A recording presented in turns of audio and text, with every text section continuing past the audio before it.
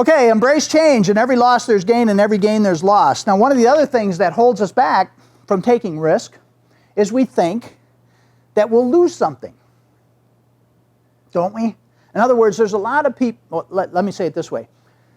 We don't know what we want what we know. In other words, we often would rather keep experiencing the pain that we know and understand and have learned to live with than to reach out and try something different that would give us the joy we've never experienced. Did you follow that? And I'm trying to encourage you to say, hey, if it's painful, if it's not working, do something different. Now, will it feel like you're losing something a little bit at first? In other words, I had a colleague at UW Stout, and he was really into sports, but he had a sign on his door, and it said, you can't get the second if you still got one foot on first. Right?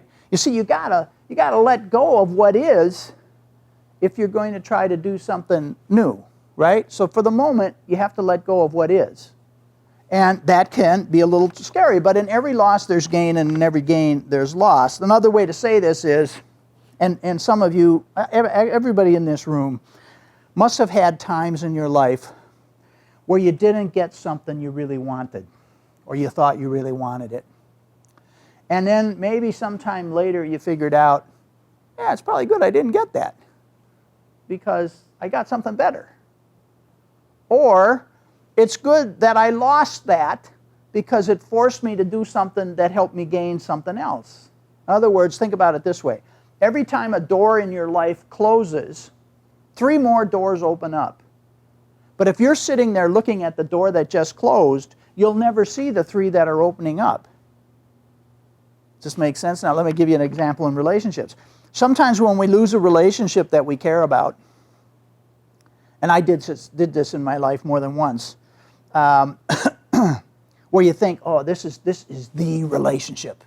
You know, this is the lifelong one I've been looking for.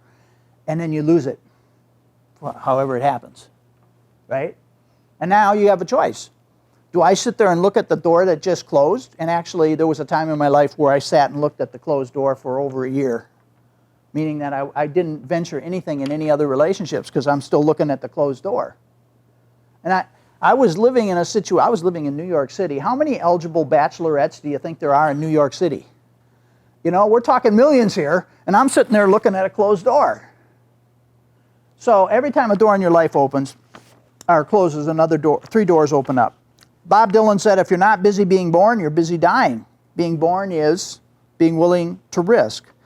And whatever you focus on, you tend to strengthen. So, in your life, you want to have a great day? Well, let me give you a lousy day first. Why don't you think all the rest of today about all the things in your life that you want that you don't have? Oh, bummer. Now let's flip it.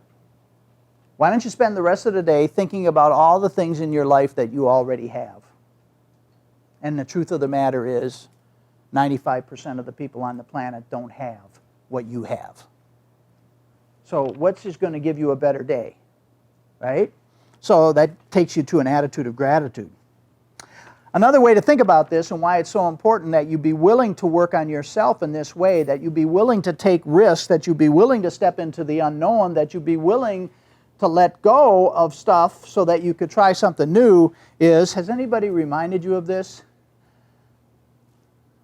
You're the only person in your life that you will never leave or lose. You are the only person in your life you will never leave or lose. Oh, it'd be good if you learned how to love yourself then, wouldn't it? Because, you know, it's nice to have love in your life.